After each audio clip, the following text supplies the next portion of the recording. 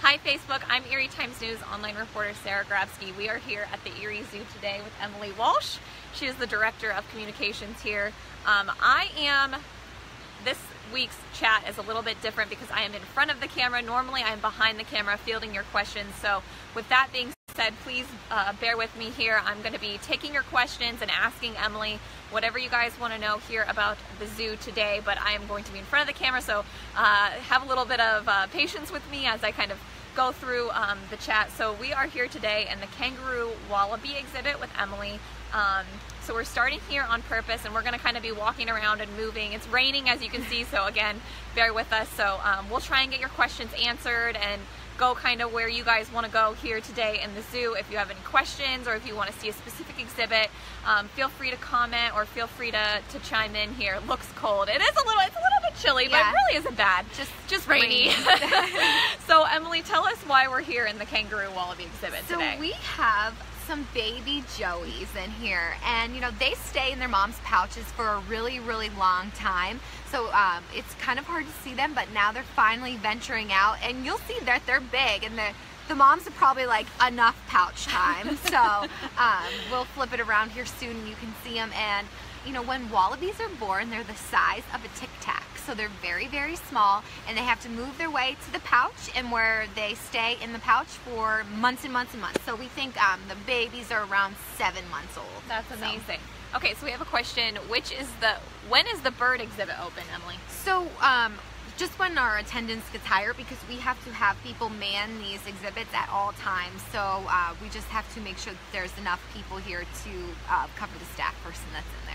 Okay, so hopefully that answers your question, Mark. Yes. Another thing too is that when people come to the zoo, especially like in the springtime, the train is not open right yet. Yeah, so it hasn't been open just yet. Monday they worked from sunup to sundown with that nice weather.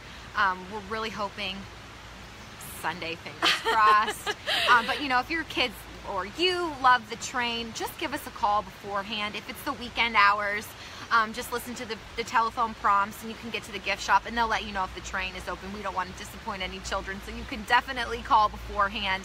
But they are working in the rain now to get it ready. This is, you know, pretty late to not have the train open, but as you know, at home, the weather has been awful. So you can't run the train when it's that cold because it's very old and we don't want to damage it. Right. Okay, somebody says, what's new at the zoo? So we are telling you here right now what's new at the zoo. I'm going to turn the camera around. Again, feel free, Emily's going to be right next to me. Feel free to ask questions and comments and we'll kind of address them as they come in. But I really want you to see these baby kangaroos. Wait, they're baby wallabies. We do have some female kangaroos here, but no males, just female kangaroos. Okay, I'm going to turn around the camera. We have somebody saying, thank you for all you do at the zoo. So here you go, you can see the kangaroos. Okay, so we have a question from Bridget, Emily. Will we ever get a bear exhibit back? It is in the plan. The bear exhibit will be right now there's like cartoon pictures of all the Venus flytraps in that area. Okay. That's where the old bear exhibit was, and that's where the new one will be. That's like the horticulture area. Yes. Okay. Yes. So it is not only the front of the exhibit that needs to be redone, it's also the back end that needs to be done. Okay. And that back end also stretches into the horse barn and the maintenance shop. So it's going to be a large project, but it is a high priority at this time. So Emily, talk to us about why, for instance, like a bear exhibit, you need that much space. It's mandated, right? Yes, you need you know, certain space for certain species of bear, and like big bears, like grizzly bears, are very popular. But a lot of grizzly bears, they come from the wild after their mom maybe abandoned them or got hit by a car, and those bears aren't approved to breed. And we really want to have a bear that is part of an SSP, which is the breeding you know, portion of the zoo, and so we can really focus on conservation of a bear species. Species like sloth bears, they're very endangered, and if we could get a breeding pair, then we could really further that species in the conservation area. Somebody asks, while we're on the topic of bears, why did we get rid of the bears? Well, we had a polar bear, and her name was Patches. And we relocated her when we started doing the lynx and leopard exhibit because she was very, very old, and we didn't want all that construction noise to bother her. Okay. And a zoo in North Carolina just redid a polar bear exhibit, and they had no polar bear in it. It's very hard to get polar bears because they're very far and few between in zoos and in the wild because they're very endangered. So we moved Patches to this zoo in North Carolina, and she retired in style there. Retired in style. What was the? Were there were two bears that were like in the front exhibit where that that was when about right now? we were. I mean, I was very young when we had right spectacle bears. Okay. Those also are endangered species, so that would be another species that we would look at when we redo the bear exhibit. Okay. Let's see. I think we have some more. What are the volunteer opportunities at the zoo? Hold on, Emily. Before we ask that, is this what? Where is the baby Joey? Is she in the pouch, right? Or where am I looking? Oh, over okay, there. I see. One is hanging out of her mom's pouch. Okay, I'm gonna try and get you guys a good look at this the wallaby. I think that's as far as it zooms, but you can kind of see hanging out. Yeah, him or her. Hanging out. Of the Okay, pouch. so let's talk volunteer opportunities. Sure. TJ wants to know. So all depending on age groups, we have lots of teenage volunteer opportunities. If you need high school service hours, or you're really just interested in being in an animal career and want to, really boost up your resume before college, we have a whole program for teen volunteers. And then if you are not a teen and just want to be a volunteer at the zoo, we have adult volunteering as well. There's certain classes that you have to come to just to fill you in on all the animals that we have here. Oh, you can see them. Yeah. There we go. The bigger ones are the kangaroos. That's how you can tell them apart. Okay. So they contact you if they are interested in... Her name is Rinda. She's our volunteer coordinator. You can just call the zoo and we'll just direct you right towards Rinda. But there's lots of opportunities. Hi again, guys, we're back. I'm so sorry for the lapse there in the video. I think that either the rain or the phone battery or something malfunctioned. If you're joining us, I'm Erie Times News online reporter Sarah Grabsky. We have Emily Walsh, who is the Director of Communications here at the Erie Zoo. So we are under a dry little, we're inside the Adventure Center. So we're dry, and we hope that there's not going to be any technical difficulties now, but we will continue. We'll walk around a little bit, and we'll hopefully stay under some of the shelters. So please bring your comments, your questions. We had a good conversation going. We were just over, if you are just joining us now, we were just over with the Kangaroo Wallaby exhibit. There's new baby wallabies there, so that's exciting. We also have, there's the penguins hatched some eggs. Hi, okay, so we're back. Thanks so much for joining us again. Woo, we are really blown out, sorry. We are having some technical difficulties. We are wet, we were just outside walking around, so we are here with the the communications director, Emily Antolik. We are under a roof, the roof of the Adventure Center. It is pouring rain outside, so again, this is Facebook Live. I guess you just gotta go with the flow. So if you are just joining us, please bring your questions, your comments, anything you guys want to know about the zoo. Emily was just filling us in. We have baby wallabies. We were just looking at them earlier. We also have some penguins that hatched. They hatched an egg. Okay. So about a week ago, and they grow very, very fast. So a good way to look at the penguin baby to know that it's the baby, they're gonna have these gray, fuzzy little light feathers. Okay. So they grow, but they hatch from an egg that's probably about like this big, okay? And then they grow really fast. But they have these light feathers that they'll keep for about 5-ish months. Okay. And then they'll molt into all black feathers. So they don't get that fancy tuxedo feather look until about a year to 2 years. Right. So okay, well, should we go out and see if we can venture and go see them? So the penguins were just outside here a second ago. I'm going to turn around the camera. Again, we have Emily with us, so if you have questions or comments or anything, please feel free to submit them. Okay, Tricia says, hi, is there a new playground for kids there? Yes, and we can go take a look at it if you'd like, Tricia. Emily, can you tell us a little bit about the new playground? Yeah, so it's called Nature Play. It's a design that most zoos are going towards now. It is really supposed to be engaging for kids to use their imagination. So it's not like brightly colored or slides. It's all something that you would find in nature. And we have different little fake animals hidden. You can find those animals in there. There's a kitchen that has pots and pans. So it's a different kind of a playground. We just call it a nature play. Okay. And that was finished by Molino last year. Right, right. So it's open this season, so you can definitely access it now. And we are actually right near it. Somebody asked, Emily, are you allowed to feed the penguins? Unfortunately, no. That would be very fun. But they're on all strict diets, and the keepers make sure that not one penguin is stealing all the fish, so they get hand-fed. And then there's a couple fish that they can eat in their little pool inside if they wish, but they're hand-fed. So where are the eggs, Emily? They're in the... They are in there. It's okay. kind of hard to see. All right, let's see if we can take a peek. Each penguin has a breeding pair, and they're monogamous, and they will stay together, and they have little like air crates in there. Okay, so if you are... You've got there's a keeper in there. Yep, she's washing all their She's washing. So you can see, like Emily was saying, go ahead, Emily, keep explaining. So the new ones, the new parents with the baby are kind of farther back, just to have a little bit more privacy for them.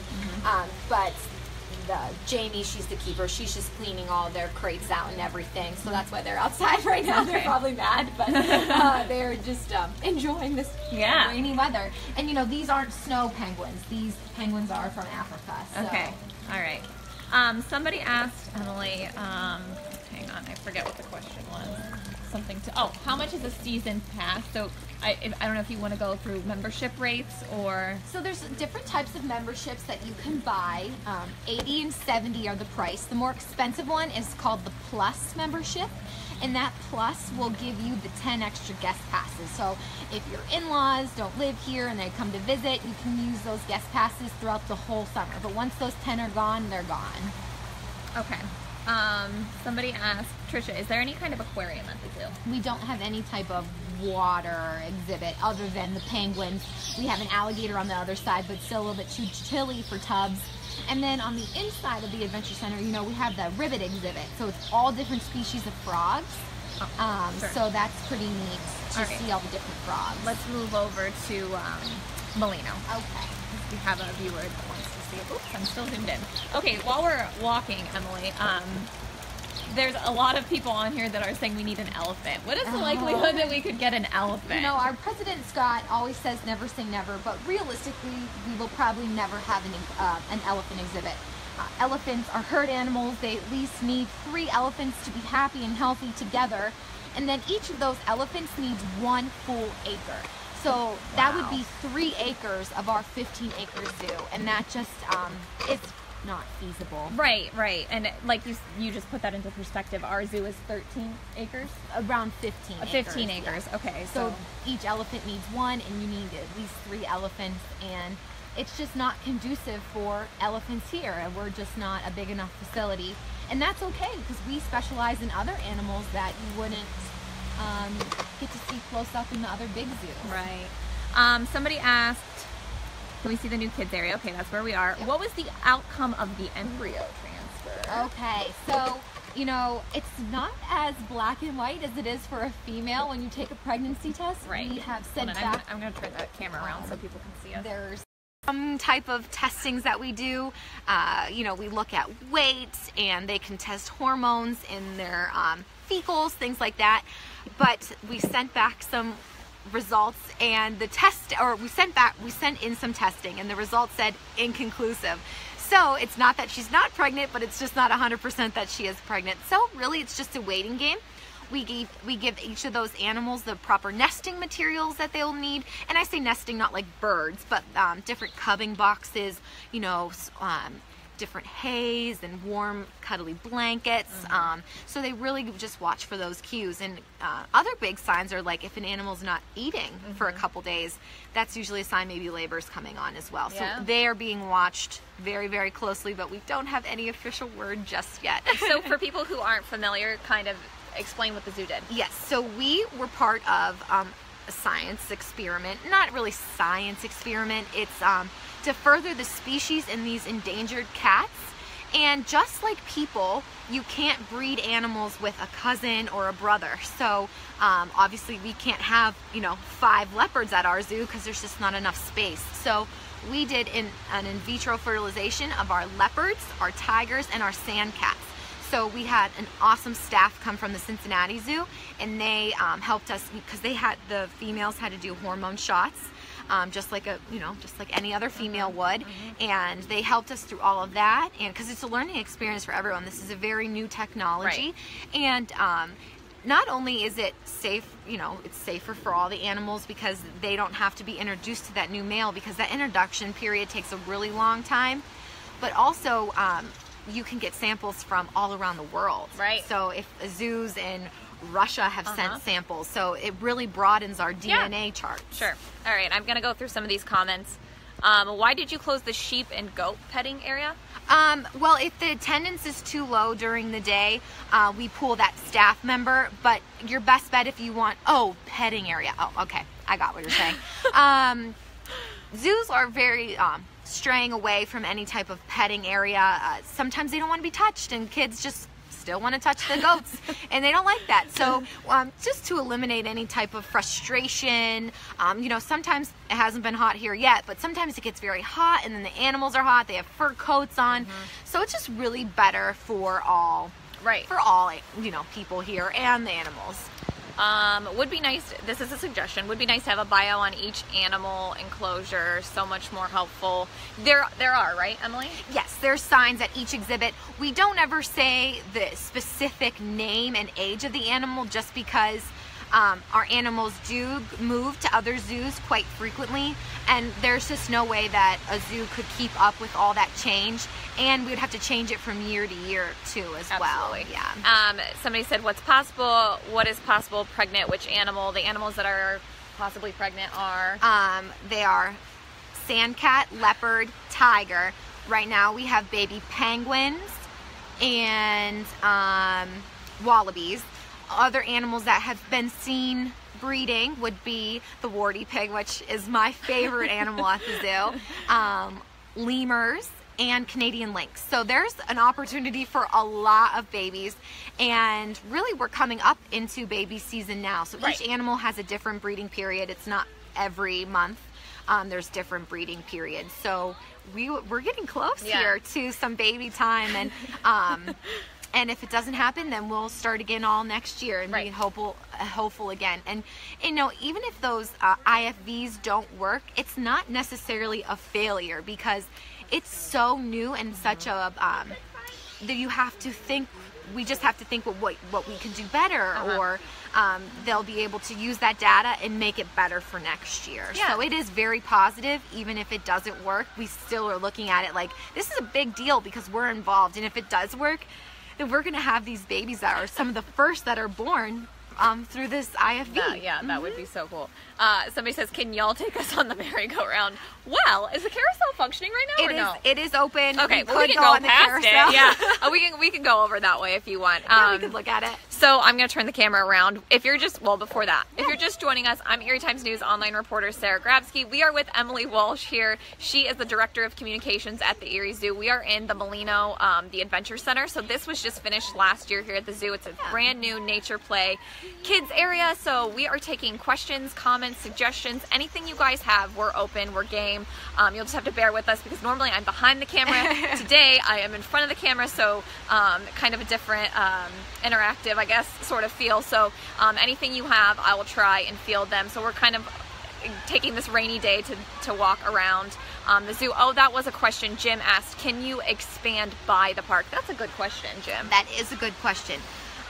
There's very few ways that we can expand.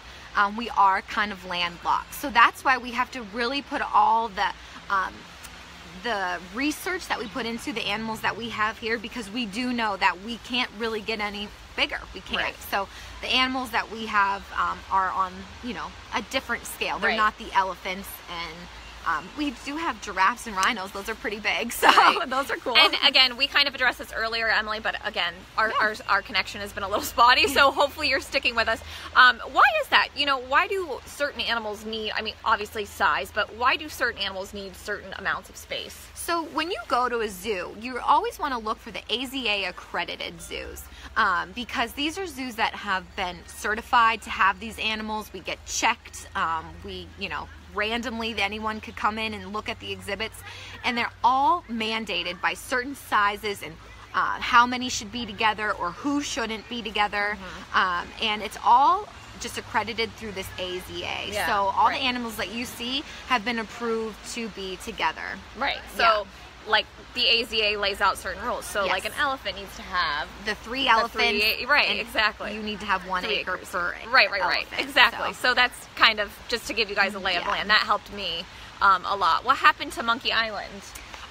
So Monkey Island, the monkeys are just getting a little older, and it's like it gets chilly later, or it's chilly longer, so they live in their holding, and then it's just easier to, when it's nice out, their holding door opens, and then they can come right up to that exhibit that's next to Kosh, the jaguar. Okay. It just makes everything a little easier. Monkey Island also is getting old, and we just need to renovate that, but we want the monkeys to still be able to come out, so that's why the monkeys are next to Kosh. Okay. Yeah. All right. I'm going to turn the camera around. We're going to walk a little. We'll go. Maybe we can even go by Monkey Island if you'd like. But whatever you guys want. If you have suggestions of where we should go in the zoo today on this rainy day, please feel free to chime in. So we are passing right now the African penguin exhibit. They're outside. We showed you guys them earlier. Hopefully we'll have some little African penguins, some mini African penguins running around here. So. Okay, so Emily, as we're walking, you know, I kind of addressed this in the story on Tuesday, that ran on Tuesday, but tell us a little bit. I mean, the spring, even when it is raining, you know, apparently people come, but how has the spring been for you guys? You know, the weather has affected us. It is, we had that couple nice hot days in February, and it was a huge tease. Yes, kind of. exactly. There's the carousel. Yeah, there's the carousel for TJ, who's wanting us to go. We have some school groups here today, so okay. A lot of field trips. We have a question right now. Yeah. Janie says, how about something people could stand on to feed the giraffes? Yeah, so that is an idea that we've worked with. The zoo has a master plan of what we want to see in the near future. Because when you redo an animal exhibit, you're not going to get anything for less than $1 million.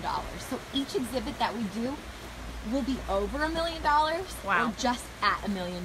So when we redo the giraffe exhibit, hopefully that will be something that we'll be able to incorporate. I know a lot of people think it's very cool, and I've seen it at like the Cleveland Zoo before, and it's very popular. Yeah. So that is a very good idea.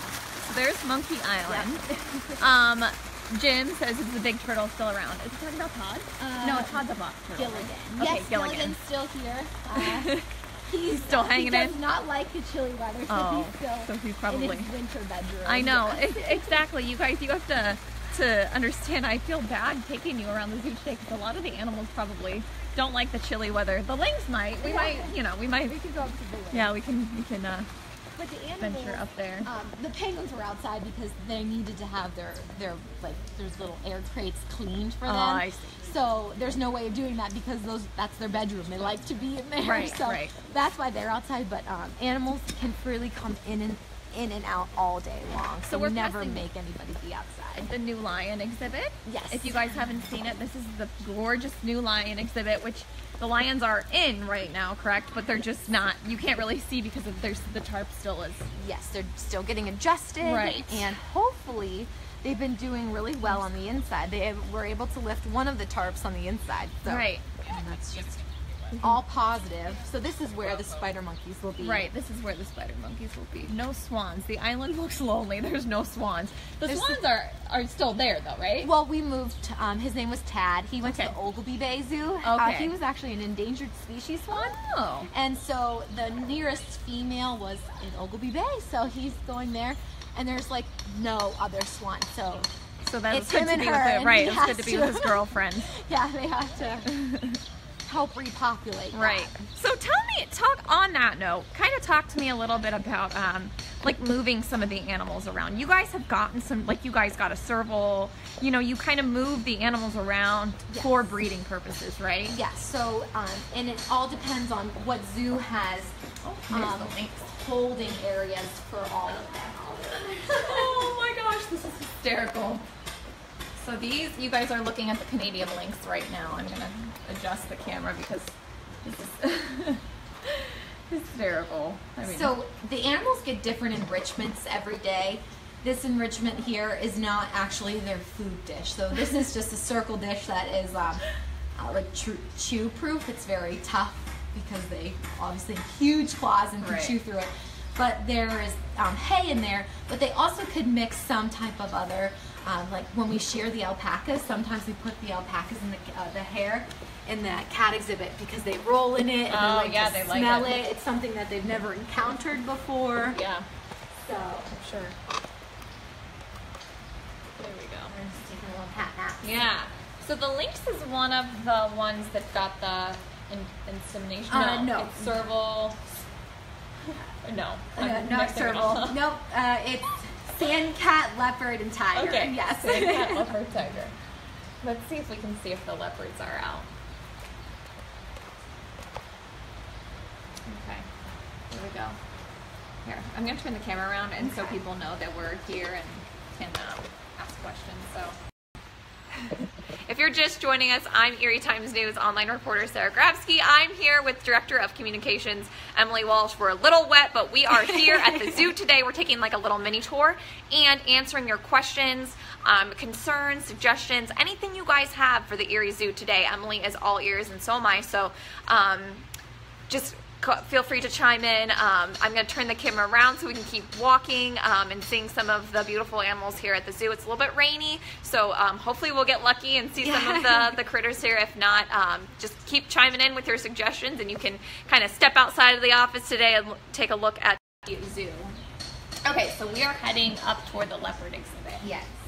And for people who are just visiting, the leopard, the girl's name is Nia. Mm-hmm. Her belly was shaved, right? Because they were trying to get ultrasound done, or it was shaved for the procedure.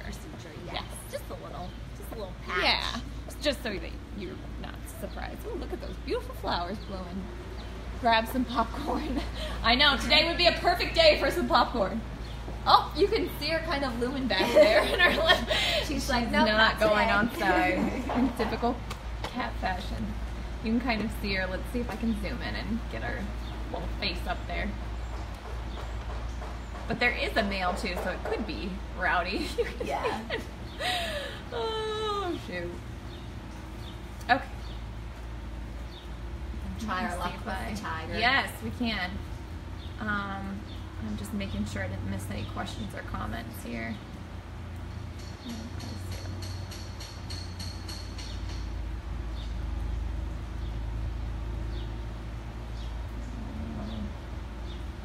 Okay. All right, we'll keep going. Well, I'm going to zoom out before I keep going with you guys. Okay. All right, so if you're just joining us, I'm Erie Times News online reporter Sarah Grabsky. We're here with Emily Walsh. She's the Director of Communications here at the zoo. We're taking a quick little rainy tour of the zoo today, and she is here to answer any questions or any field any comments or concerns that you guys have. We'll take one last look at the tigers here. We'll probably end our tour in live chat here. See if there's any. Of course, they're not out, but that's okay. So tell us a little bit about the tigers. You guys have 3 of them, right? Or 2? 2. Okay. Oh, there he is. Oh, there he is. So here we go. That's the girl. Okay. Some people ask us why the tigers are alone if we have multiple. But that's because in the wild, tigers do not like to live together. Oh, okay. They only come together for breeding purposes. So there's no reason to force any relationships. So right. they just come out on exhibit one at a time. But in the bed, like in the back in their bedrooms, they can see the other tigers too. They know that they're there. She's coming to say hello. A lot of people will always say a comment on like how they pace. Yeah. And cats just do that, right? Like Kosh does that too. Yep. Sometimes. They just do that. They just walk the That's same just path. part. Yeah, that's just part of their. And then they also ask why they sleep so much. But just like your house cat at home, these cats sleep about 17 and a half hours a day. So the lions especially, they do not like to do anything except for sleep. So the tigers are a little bit more active. Mm-hmm. We give them different toys to play with as that enrichment. And when I say toys, I don't take that loosely. They're specifically made for exhibits and their teeth and their power structure. I mean, the balls that they play with are very heavy and very, very durable because we don't want them hurting themselves playing with them either. Okay, I'm going to turn it around. The tiger went back. Okay, so again, we are here just, oh, he's back out. But I'm Erie Times News online reporter Sarah Grabsky. This is Emily Walsh. She's Director of Communications here at the zoo. Feel free to chime in with any last minute questions that you may have because we're going to get ready to wrap up our little live tour Q&A session. Again, Emily, the zoo is always very open to any feedback and anything you guys have. Feel free to chime in. What do tigers eat? Good question. So they eat a fortified meat that has all the vitamins and nutrients that they need. So it is like a raw meat based. And then they also get different enrichments. They like the smell of Calvin Klein Obsession is actually one of their favorite smells. So they, make little meatballs. They hide them. If you've ever been here and seen these like paper animals that our volunteers make, the tigers love them. They creep up on them real slow and they look like a zebra or a giraffe and there's little meatballs hidden in there. But all their meat is fortified with the vitamins that they need. Okay, another funny thing too, this is something that I don't think I got to add into my story about the winter, but some of the animals, one of their enrichments is watching television, right? Oh yeah, the orangutans, they love television. They love musicals and sing-alongs. Nigel the giraffe loves like movies that are animated and loud and he watches them. But just like as any child that you have at home, their television is monitored. We don't let them become couch potatoes by any means. Just for fun, and especially the orangs because they really like to hear people's voices and they like to interact, so they watch their movies. I just thought that was really cool, kind of a neat little thing. Okay, so we're going to get ready to wrap up here. Thanks so much for joining us. Again, the zoo is always open to any feedback, suggestions. So, Emily, can you drop an email or a number for people to call if they... Yep, the zoo number is 814-864-4091, and then you can just ask for Emily. The info@eriezoo.org is a great email that comes right to our info box, and we'll be happy to answer any of your questions. And if you need memberships or sign up for classes and you don't want to do it online, you can always stop in the main zoo office. The main zoo office is open Monday through Friday, 8 to 5. And then you can also call on the phone. We'll sign you up over the phone as well. Thanks for sticking with us today. We had some technology issues, and it's a little bit damp, but so thanks so much for joining us. We hope that you enjoyed it as much as I did. So thanks, guys. See you later.